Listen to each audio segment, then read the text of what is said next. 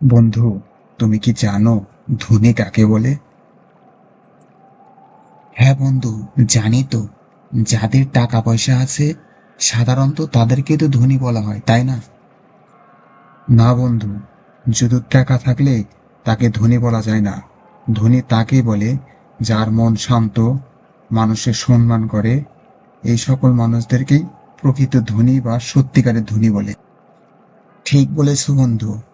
এতদিন আমি ভুলের মধ্যে ছিলাম, তোমার কাছ থেকে আজ নতুন জ্ঞান অর্জন করিলাম। ঠিক বলছো, শুধু টাকা থাকলেই সুখ বা ধনী হওয়া যায় না।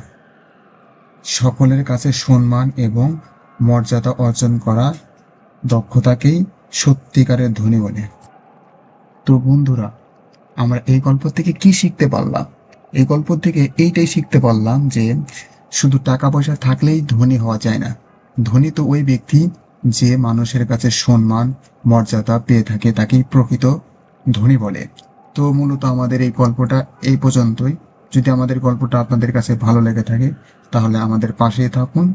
আমাদের প্ল্যাটফর্মে সাবস্ক্রাইব করুন, লাইক করুন এবং কমেন্ট করুন। আপনাদের মতামত জানান কেমন হয়েছে।